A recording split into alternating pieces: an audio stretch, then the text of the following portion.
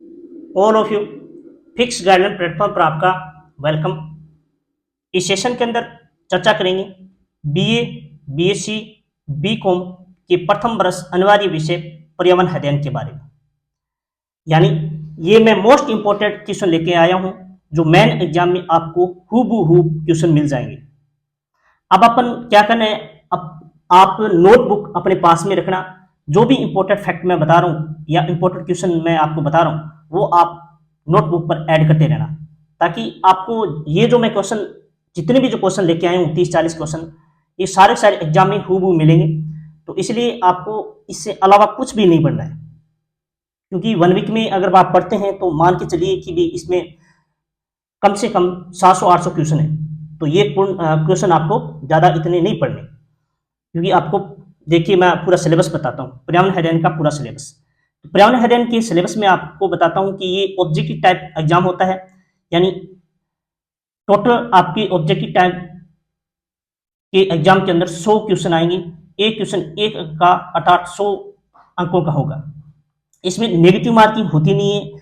यानी एग्जाम को सोल्व करने के लिए आपको दी जाती है OMR शीट, और OMR शीट के अंदर आपकी हर क्वेश्चन के आगे 4 ऑप्शन होते हैं, जिसको कहते हैं अपन ए ब स द।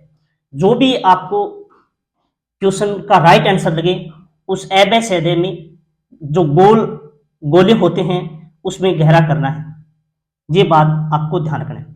अब अगली बात कि इसको पासिंग मार्क्स कितने चाहिए होते हैं, तो पासिंग मार्क्स की आवश्यकता होती है 36 अंक या 36% बोल दो।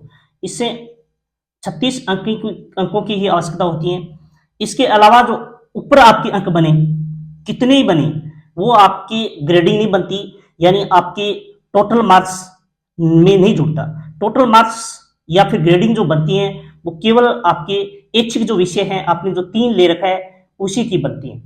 यानी ये 3 एग्जाम, यानी प्रत्येक ये 3 जो विषय हैं उन विषयों को प्रत्येक को 2-2 भागों में बांटा गया। यानी प्रत्येक 200-200 नंबर के होते हैं। यानी प्रत्येक एक विषय को 2 भागों में यानी 100 नंबरों का एग्जाम होता है। और कुल मिलाकर ये 600 जो अंक होते हैं ऐच्छिक विषय, उन्हीं के से ही अपने टोटल मार्क्स का काउंट किया जाता है, इसी से ग्रेडिंग बनती है। यानी ये जो कंपल्सरी विषय होते हैं उनको पास करना ही होता है। तो पास करने के लिए अपने को 36 ही चाहिए होते हैं, उससे ऊपर बने कितने बने ये इंपॉर्टेंट नहीं है।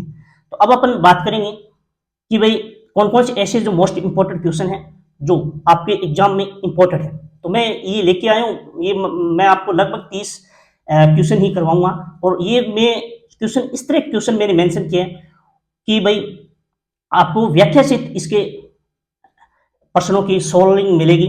और प्रत्येक जो मैंने इस तरह व्याख्या की है कि हर एग्जाम में आपको वहां पे प्रश्न हूबहू मिल जाएगा। सबसे पहले प्रश्नों की शुरुआत करते हैं।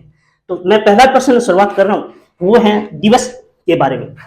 यानी दिवस में आपको प्रश्न मिलेंगे 3, कम से कम आपको 3 प्रश्न डेफिनेटली मिलते हैं वहां पे, क्योंकि मेन एग्जाम के अंदर दिवस इंपोर्टेड होता है और दिवस से प्रश्न पक्का पूछा जाता है।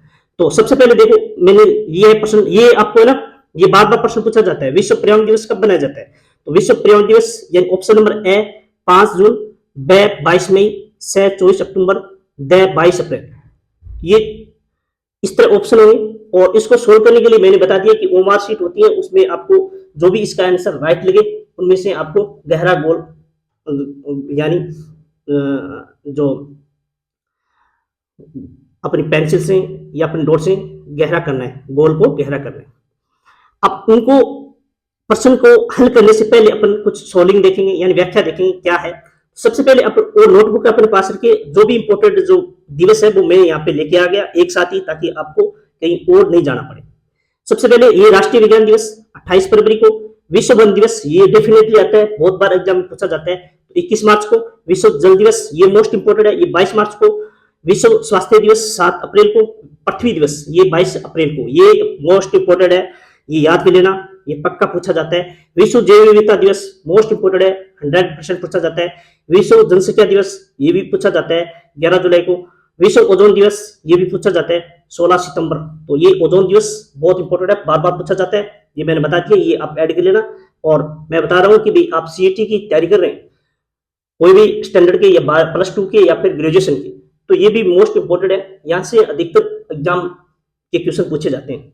विश्व वन्यजीव दिवस तो 1 अक्टूबर को, संयुक्त राष्ट्र दिवस 24 अक्टूबर को, राष्ट्रीय पक्षी दिवस 12 नवंबर को, और अंतर्राष्ट्रीय मानवाधिकार दिवस ये 10 दिसंबर को बनाया जाता है। अब अपन देख लेते हैं कि भाई इसका आंसर क्या हो सकता है। तो विश्व पृथ्वी दिवस कब बनाया जाता है, तो कौन बताएगा इसका आंसर? आप नीचे कमेंट बॉक्स में देते रहना। तो इसका जो राइट आंसर होगा वो होगा 5 जून को। ठीक है, तो ये भी इंपॉर्टेंट है, और दिवस से मैंने बता दिया कम से कम 3 प्रश्न पूछे जाते हैं, और आपको ये पहला क्वेश्चन है और इसमें आपको खूब प्रश्न मिल जाएगा। अगला नेक्स्ट क्वेश्चन शुरू करते हैं। 2 नंबर, भारत का राष्ट्रीय पुष्प कौन सा है? ऑप्शन नंबर ए रोहिड़ा, ब लिली, से कमल, और द गुलाब। तो इसको पहले सोल्व करने से पहले अपन व्याख्या देखते हैं कि भी इनकी मैंने किस तरह, और भी अधिकतर इससे 1% पक्का आएगा, डेफिनेटली आएगा। राष्ट्रीय दिवस या राज्य जो प्रतीक चिन्ह है या फिर राष्ट्रीय प्रतीक चिन्ह में से डेफिनेटली पूछा जाता है। ठीक है ना, इंपोर्टेड प्रतीक चिन्ह देखिए। पहला, राष्ट्रीय वृक्ष कौन सा है? बरगद। और इसके साथ इसके जो रासायनिक नाम है या वैज्ञानिक नाम है इनके, ये भी इनके याद कर लेना। ठीक है ना, वैज्ञानिक नाम है फिकस बेथालिसिस, इनके वैज्ञानिक नाम साथ साथ में आप याद कर लेना। राष्ट्रीय पुष्प तो कमल, राष्ट्रीय जलीय जीव डॉल्फिन, ये भी बार बार प्रश्न आता है। डॉल्फिन 2010 को इसमें राष्ट्रीय जलीय जीव घोषित किया गया था। राष्ट्रीय फल आम, जो मैग्नीफेरा इंडिका नाम से इनका वैज्ञानिक नाम है। राष्ट्रीय पशु बाघ, जो पैंथरा टिग्रिस इसका वैज्ञानिक नाम है। राष्ट्रीय खेल हॉकी। तो ये राष्ट्रीय संदर्भ में आते रहते हैं, एक प्रश्न आपको डेफिनेटली पूछा जाएगा।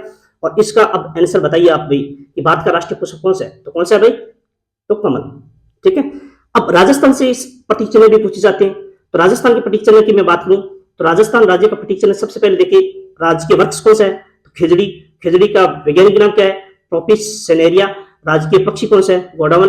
और राष्ट्रीय पशु कौन सा है? 2 राष्ट्रीय पशु अपन माने जाते हैं, एक तो पशुधन की श्रेणी में ऊंट होता है, वन्य जीव श्रेणी में होते हैं चिकारा। ये दोनों आप बेहतर तरीके से याद कर लेना। राज्य के पुस्तक कौन सा है? तो रोहिड़ा। राज्य के खेल कौन सा है? बास्केटबॉल। राज्य के लोक नृत्य के घूमर, शास्त्रीय नृत्य के कथक।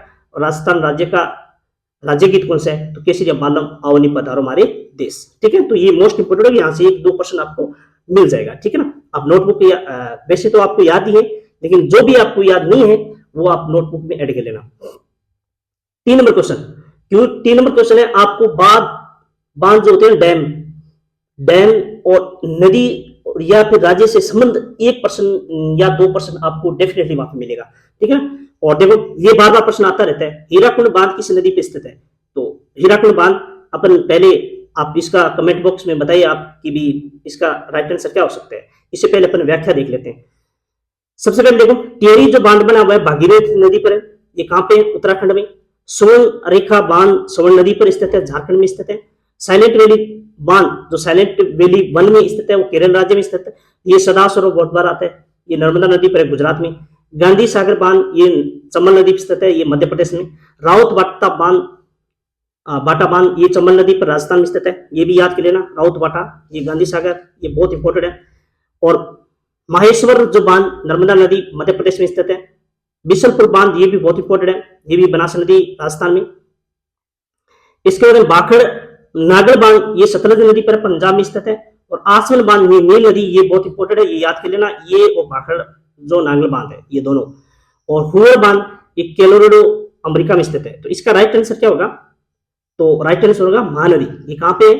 उड़ीसा के अंदर। ठीक है, तो भारत का सबसे लंबा बांध है ये भी आप याद कर लेना। लगभग इनकी 4 किलोमीटर लंबी यानी ये हीराकुंड बांध बना हुआ है। और भारत का ही पूरे विश्व का सबसे लंबा बांध हीराकुंड बांध है। तो ये मोस्ट इंपोर्टेंट क्वेश्चन है। तो यहाँ से मैंने जितने भी इंपोर्टेंट जो डैम थे, जो इसकी नदियां से संबंध है या राज्य से संबंध है, वो मैंने यहाँ पे व्याख्या सहित आपको बता दी। क्वेश्चन नंबर अगला, मेगा पाटकर का संबंध किस आंदोलन से है? तो ये बहुत इंपॉर्टेंट प्रश्न है, इसके आंसर आप बताएं, तब तक मैं अपन व्याख्या करते हैं और इंपॉर्टेंट जो फैक्ट है उनको और भी जान लेते हैं। और एक प्रश्न यहां से पक्का उठता है। तो सबसे पहले देखो, चिपको आंदोलन 1963 उत्तराखंड, इसके प्रवर्तक या फिर इसके नेतृत्वकर्ता थे सुंदरलाल बहुगुणा, गौरी देवी और चंडी प्रसाद। ये याद कर लेना आप, ये बहुत मोस्ट इंपोर्टेंट है, ऐड कर लेना अपने नोटबुक पर। अब एक बात है, बिश्नोई आंदोलन को चिपको आंदोलन भी कहा जाता है, बिश्नोई आंदोलन भी कहा जाता है और खिजड़ी आंदोलन भी कहा जाता है। ठीक है, तो ये कब हुआ था? 1730 और 1730 अब्बे की सिंह के समकालीन हुआ था। और इसका नेतृत्वकर्ता कौन थी? अमृता देवी। और अप्पिको आंदोलन का नेतृत्वकर्ता कौन थे? पांडुरंग हेगड़े। और ये कहाँ आंदोलन चला था? ये कर्नाटक में चला था। ये मोस्ट इंपोर्टेंट है भाई, ये एग्जाम में बार बार प्रश्न पूछे जाते हैं, 1-2 प्रश्न यहाँ से बनते हैं। तो मेगा जो पाटकर का जो संबंध है वो है नर्मदा बचाओ आंदोलन से। ठीक है, अगला क्वेश्चन। अब क्रांति से 1% पक्का आएगा, 1 या 2%। मैं बता रहा हूँ 1 या 2%। मैंने सब कुछ यहाँ पे एक साथ ऐड कर दिया ताकि आपको कहीं भी जाना नहीं पड़ेगा। श्वेत क्रांति का संबंध किससे है? तो श्वेत मतलब होता है व्हाइट, और व्हाइट आप देख लेना कि मछली से है या दूध से है या अंडे से है या कृषि से है। तो इसका मतलब है दूध से। ठीक है, और अब इनका आंसर पहले बता दिया मैंने, लेकिन आपको शायद पता भी है। और अब अपन मोस्ट इंपोर्टेंट क्रांति है राजस्थान से जो इंपोर्टेड है, नहीं भारत की और वैश्विक स्तर पर इंपोर्टेड जो क्रांति है वो अपन पढ़ते हैं। तो हरित क्रांति तो अनाज उत्पादन के लिए, और वैश्विक जो प्रवर्तक है वो है नॉर्मन वोरलंग, जो मेक्सिको देश के या यूएसए देश के अंदर सबसे पहले ये क्रांति आई थी। और भारत के अगर जनक पूछे तो स्वामीनाथन है, तो ये भी याद कर लेना। श्वेत दूध से, तो वर्जिन कुरियन ये गुजरात से है, ये इनका जो ब्रांड है अमूल ब्रांड है, तो ये दूध के लिए फेमस यानी श्वेत क्रांति थी। भूरी क्रांति का संबंध है खाद्यान्न, नीली क्रांति का मत्स्य से, गुलाबी क्रांति का झींगा जो मछली होती है इससे, सिल्वर का मतलब होता है अंडा, और गोल्ड क्रांति का मतलब होता है आलू, पीली क्रांति का मतलब होता है सरसों। तो आप यहाँ पे 2 या 1% आपको डेफिनेटली क्रांति से पूछा ही जाएगा, ये याद करके चले जाना। आएगा भाई। अब अपन परमाणु जो ऊर्जा संयंत्र पूछा जाता है 1% पक्का आता है, और ये अपन मैं एक ही सेशन में याद करवा दूंगा। तो सबसे पहले बताओ किंगा नाभिकीय ऊर्जा संयंत्र स्थित है? ऑप्शन नंबर 1 तमिलनाडु, ब कर्नाटक, स गुजरात, द महाराष्ट्र। और इससे पहले अपन व्याख्या कर लेते हैं, तब तक आप इस कमेंट में आप बताना कि इसका आंसर क्या हो सकता है। तो वर्तमान में भारत के 7 महत्वपूर्ण परमाणु ऊर्जा संयंत्र संचालित हैं। पहला किंगा परमाणु संयंत्र कहां पे? कर्नाटक में। दूसरा काकरापार परमाणु संयंत्र, ये सुरत गुजरात में। और तीसरा है कुकड़कुलम परमाणु संयंत्र, ये तमिलनाडु में। चौथा है कलपकम, ये परमाणु संयंत्र तमिलनाडु में। इसके बाद 5वां है नरोरा पावर प्लांट उत्तर प्रदेश में। इसके बाद में ये उत्तर प्रदेश गंगा नदी पर स्थित है। राउतवाटा परमाणु ऊर्जा संयंत्र ये राजस्थान में, ये चंबल नदी पर स्थित है। और इसके बाद में है तारापुर परमाणु संयंत्र, ये महाराष्ट्र में। तो आपसे पूछे भारत का प्रथम परमाणु ऊर्जा संयंत्र कौन सा है? तो याद कर लेना ये महाराष्ट्र का है। और दूसरा कौन सा है? तो राउतवाटा परमाणु ऊर्जा संयंत्र राजस्थान में। ठीक है, तो कुल मिलाकर यहाँ पे 7 परमाणु ऊर्जा संयंत्र में 22 क्या चलती है? इकाइयां चलती हैं। तो अब बताइए भाई केंगा परमाणु संयंत्र कहां पे स्थित है? तो है कर्नाटक में। ठीक है, अगला प्रश्न, छठा प्रश्न देखते हैं। तो अब भाई एक इंपॉर्टेंट प्रश्न आता है कि भाई राष्ट्रीय उद्यान से डेफिनेटली आपको 2 या 1% पक्का पूछा जाएगा। हो सकता है 3 प्रश्न पूछे जाए, लेकिन 2 तो श्योर ही है जिसमें आपको प्रश्न पूछे ही जाएंगे। तो मैंने जितने भी जितने भी राज्य हैं भारत के, उन राज्यों के जितने भी मोस्ट इंपोर्टेंट जो राष्ट्रीय जो पार्क हैं वो सारा मैंने यहाँ पे व्याख्यासित ऐड कर दिया ताकि आपको और कहीं नहीं पढ़ने पड़ेगा। सबसे पहले प्रश्न की बात कर लेते हैं, गिर राष्ट्रीय उद्यान कहाँ स्थित है? राजस्थान में या उत्तर प्रदेश में, हरियाणा या गुजरात में? इसका आंसर आप कमेंट बॉक्स में बताना। और इससे पहले अपन व्याख्या अपन जान लेते हैं। तो गुजरात में कौन कौन से राष्ट्रीय उद्यान जो फेमस है? तो एक गिर राष्ट्रीय उद्यान, एक मरीन राष्ट्रीय उद्यान, एक गल्फ ऑफ कच्छ। उत्तराखंड में जिम कॉर्बेट राष्ट्रीय उद्यान, ये याद कर लेना। भारत का सबसे प्राचीन राष्ट्रीय उद्यान कौन सा है? तो जिम कॉर्बेट राष्ट्रीय उद्यान है। ये कहां पे है? उत्तराखंड में। और इसके साथ ये भी याद कर लेना, भारत का टाइगर प्रोजेक्ट जो लॉन्चिंग हुई थी 1973 के अंदर, तो शुरुआत यहीं से हुई थी। और इसका पुराना नाम है हेली राष्ट्रीय उद्यान, तो ये भी याद कर लेना, हेली राष्ट्रीय उद्यान। इसके बाद फूलों की घाटी, नंदा देवी और राजाजी नेशनल पार्क, ये मोस्ट इंपोर्टेंट है। नंदा देवी तो बार बार पूछा जाता है, बायोस्फीयर भी आगे मैं और बताऊंगा इसके बारे में। अगला छत्तीसगढ़, इंद्रावती, गुरु घासीराम याद कर लेना। केरल साइलेंट वैली, पेरियार और अन्नामुदाई। कर्नाटक बांदीपुर, नारनौल और तुंगभद्रा। पंजाब हरी के जो बिलासपुर के पास स्थित है, हेरी के वेटलैंड नेशनल पार्क। तेलंगाना में महावीर हरिना वनस्थली नेशनल पार्क। गोवा में सलीम अली वर्ल्ड नेचर भगवान महावीर नेशनल पार्क। बिहार के अंदर ये फेमस है, याद कर लेना, वाल्मीकि नेशनल पार्क। ठीक है ना, ये इंपॉर्टेंट है। तो गिर का मेरे को बताओ भाई, इसका राइट आंसर क्या हो सकता है? तो गिर कहाँ पे, गुजरात। और गुजरात में गिर राष्ट्रीय उद्यान के यहाँ पे पाए जाते हैं किस प्रकार के शेर, बब्बर शेर या एशियन लॉयन पाए जाते हैं। तो आपसे पूछा जा सकता है कि बब्बर शेर कौन से अभ्यारण्य के लिए फेमस है, या फिर एशियन टाइगर सॉरी जो लॉयंस है कौन से अभ्यारण्य में रहते हैं, तो गिर राष्ट्रीय उद्यान में, कहाँ पे, गुजरात में। तो ये याद कर लेना। राजस्थान में आपको याद कर लेना, 1-2% यहाँ से डेफिनेटली पूछा जाता है। तो केलवा देवी राष्ट्रीय उद्यान, या रणथंभौर राष्ट्रीय उद्यान, या सरिस्का राष्ट्रीय उद्यान, या डेंजर राष्ट्रीय उद्यान, दर्रा राष्ट्रीय पार्क, या फिर दर्रा के अलावा घना पक्षी राष्ट्रीय उद्यान जिसे केलवा देवी राष्ट्रीय उद्यान भी कहा जाता है। ताल छापर अभ्यारण्य मध्य प्रदेश में कान्हा, पेंच, पन्ना, सतपुड़ा, वन विहार और बांधवगढ़ और Kullu national park. Kullu national park वही नेशनल पार्क है जो अफ्रीका से जो चित्ते यहाँ पे रेस्क्यू किए गए थे, वही कुल्लू नेशनल पार्क है। अरुणाचल नागदफा राष्ट्रीय पार्क, हरियाणा के ये सलमपुरा राष्ट्रीय पार्क है, ये पक्षियों के लिए फेमस है, ये याद कर लेना, ये बार बार एग्जाम में पूछा जा चुका है। उत्तर प्रदेश दुधवा राष्ट्रीय पार्क, ये भी फेमस है। चंद्रप्रभा ये वन्यजीव विहार, ये भी फेमस है। और झारखंड बेंतवा और हजारीबाग, ये भी फेमस है। और मणिपुर किबू लामजो नेशनल पार्क, ये बहुत फेमस है। ये क्या है, भारत का एकमात्र ऐसा 13वां राष्ट्रीय उद्यान है, और ये कहाँ पे है, मणिपुर में। तो याद कर लेना, ये बहुत बार प्रश्न पूछा जा चुका है। सिक्किम कंचनजंगा राष्ट्रीय पार्क, ठीक है। तो ये मोस्ट इंपोर्टेंट यहाँ से मैंने बता दिए। अब कुछ ऐसे मापन इकाइयां होती हैं, अक्सर बार बार प्रश्न आता रहता है, 2 या 1% पक्का डेफिनेटली, एक तो आएगा लेकिन 2 या 3% इस यहाँ से पूछे ही जाते हैं। तो मैंने यहाँ पे एक साथ ही सेट कर दिया। सिस्मोग्राफ है क्या, किस मापन का यंत्र है, तो इसका जवाब आपको कमेंट बॉक्स में देना कि भाई वर्षा मापी यंत्र है, या भूकंप मापी यंत्र है, वायुदाब मापी यंत्र है, या समुद्र तल मापन यंत्र है, ठीक है ना। और तब तक अपने व्याख्या कर लेते हैं।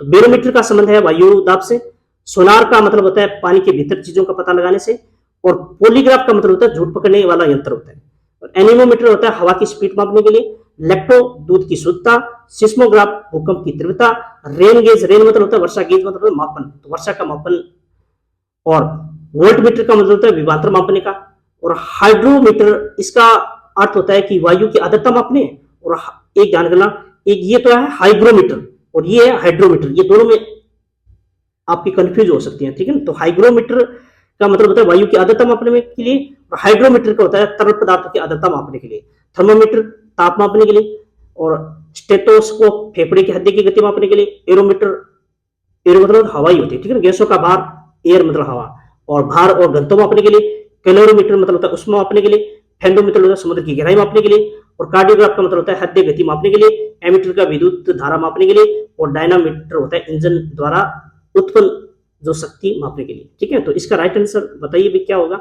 तो सिस्मोग्राफी का मतलब होता है भूकंप मापी यंत्र, ये डेफिनेटली पूछा जाता है, ये प्रश्न बता रहा हूं मैं आपको, और ये पक्का आएगा, ये देख लेना, सिस्मोग्राफ बार बार रिवाइज होता है। अगला क्वेश्चन लेके आए मैं, बायोस्फीयर रिजर्व। भारत के अंदर बायोस्फीयर रिजर्व जिसे कहते हैं जीवमंडल, और ये बायोस्फीयर जीवमंडल होते हैं कि ऐसे जो वन होते हैं जहां पर मानव के साथ जीव जंतु पेड़ पौधे वनस्पतियां सभी पाए जाते हैं, यानी रहते हैं, निवास करते हैं। तो इस तरह की बायोस्फीयर रिजर्व भारत के अंदर 18 है, वो एक एक पढ़ेंगे, और यहाँ से 1% पक्का आता है, 1 या 2%, ठीक है। तो नंदा देवी जैव मंडल बायोस्फीयर रिजर्व कहाँ पे स्थित है, उत्तराखंड, मेघालय या अरुणाचल, मिजोरम। आप इसका आंसर बताना, और तब तक अपने 18 के 18 अपन कंप्लीट कर लेते हैं। तो नीलगिरी कहाँ पे, कर्नाटक में, ये आप याद कर लेना। भारत का प्रथम बायोस्फीयर रिजर्व या प्राचीन भारत का बायोस्फीयर रिजर्व कौन सा है, जैव मंडल कौन सा है, तो नीलगिरी है। कहाँ पे, कर्नाटक, तमिलनाडु, केरल, 3 राज्यों में इसका विस्तार है। नंदा देवी ये कहाँ है, उत्तराखंड, नोकरेक कहाँ पे, मेघालय में, मनार की खाड़ी, तमिलनाडु, सुंदरबन और पश्चिम बंगाल, जो गंगा और ब्रह्मपुत्र नदी के डेल्टा पर स्थित है।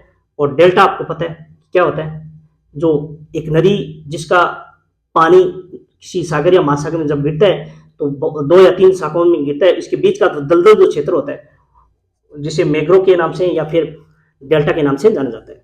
मानस कहाँ है, आसाम के अंदर। ग्रेट निकोबार द्वीप कहाँ है, तो अंडमान निकोबार में। और सिमलीपाल कहाँ है, तो उड़ीसा में।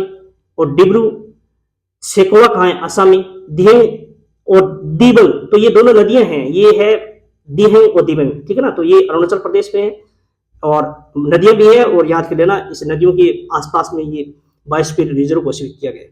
पंचमढ़ी मध्य प्रदेश में, और कंचनजंगा और खंगजेबजोग ये सिक्किम में है, अगस्त मलाई ये केरल तमिलनाडु में है, और अचान कमार या अमर कटक ये बाइस्पर रीजन मध्य प्रदेश में, के साथ साथ छत्तीसगढ़ में भी है। कच्छ का रण गुजरात में, कोल डेजर्ट ये याद कर लेना भाई, हिमाचल प्रदेश में ये बहुत फेमस है, और शेषाचलम पहाड़ियां ये आंध्र प्रदेश में, पन्ना ये मध्य प्रदेश में। तो ये याद कर लेना 18-18। इसका आंसर क्या होगा भाई, उत्तराखंड। ठीक है, तो ये याद कर लेना। और इस सेशन का लास्ट क्वेश्चन है, ठीक है, मैं 30 ही क्वेश्चन करवाऊंगा आपको, मोस्ट इंपोर्टेंट, आपके अलावा कुछ नहीं पढ़ना, आपको ये सेशन लगा लेना बस, बाकी बस पास करना होता है और सारे हूबहू आपको एग्जाम में प्रश्न मिल जाएंगे। तो सबसे पहले देखिए, वन्य जीव सुरक्षा अधिनियम किस वर्ष भारत में लागू हुआ? तो 48, 72 या 2002 या 1985 के अंदर। ठीक है, तो इसका देखो आंसर आप बताएं भाई, और इससे पहले अपन व्याख्या देख लेते हैं। तो सबसे पहले बताइए, ये प्रश्न आएगा डेफिनेटली, प्रश्न यहाँ से पूछा जाता है। ठीक है ना, तो भारत की प्रथम वन नीति कब लागू हुई? आजाद भारत के बाद 1952 के अंदर। और इस नीति में एक जो रखा गया कि भारत के कुल भूभाग है 32, 87, 263, इसमें से लगभग 33% क्या होना चाहिए, वन होना चाहिए। अगला, जल प्रदूषण निवारण तथा नियंत्रण अधिनियम कब लागू हुआ था? तो 1974 के अंदर। भारत में वन संरक्षण अधिनियम कब लागू हुआ था? तो 1980 के अंदर। और टाइगर प्रोजेक्ट मैंने बताया था 1973 के अंदर। और ये जो लॉन्चिंग कहाँ हुई थी? तो हेली या फिर हेली जो राष्ट्रीय जो पार्क है ये कहाँ पे स्थित है, जैसे कॉर्बेट नेशनल पार्क के नाम से जाना जाता है, ये उत्तराखंड में स्थित है, यहाँ पे इसकी लॉन्चिंग हुई थी। और टाइगर मैन से कहा जाता है तो कैलाश सांकला को, ये जोधपुर से संबंध है इसका। गिर संरक्षण प्रोजेक्ट 2006 में, हाथी परियोजना 1992 के अंदर, और गिर सिंह परियोजना 1972 के अंदर। ये गिर जो राष्ट्रीय उद्यान है गुजरात में, यहाँ से इसकी लॉन्चिंग हुई थी। तो याद कर लेना, एक ध्यान कर लेना, गिर सिंह परियोजना तो 72 में, और ठीक बाद 1973 के अंदर। ठीक है, तो ये भी याद कर लेना, क्योंकि 1972 से पहले भारत का राष्ट्रीय जो पशु हुआ करता था ना, वो क्या होता था, सिंह होता था। लेकिन बाघ को बचाने के लिए, संरक्षित करने के लिए भारत सरकार ने 1973 के अंदर टाइगर लॉन्च किया था, टाइगर प्रोजेक्ट लॉन्च किया था। इसी के साथ ही भारत का राष्ट्रीय पशु भी चेंज कर दिया था और उसको राष्ट्रीय पशु घोषित कर दिया बाघ। हंगल प्रोजेक्ट का संबंध हिरण से है, 1970 में इसको लॉन्च किया गया था। ये जो जम्मू कश्मीर में इसको लॉन्च किया गया था। ठीक है, तो आज के सेशन में बस इतना ही। अब बताओ भाई, वन्य जीव सुरक्षा अधिनियम कब लागू हुआ था? तो कब लागू हुआ था? ये 1972 के अंदर। ठीक है, तो ये भी बहुत बार प्रश्न पूछा जाता है। तो आज के सेशन में बस इतना ही है। और आप क्या करना, ये इस सेशन को है ना फॉरवर्ड कर देना, जो भी अपने जो छोटे भाई बहन है किसी भी कॉलेज में पढ़ रहे हैं, तो उनको भी पता चले कि भाई मोस्ट इंपोर्टेंट जो क्वेश्चन है आपको इससे बाहर आपके डेफिनेटली नहीं जाएगा।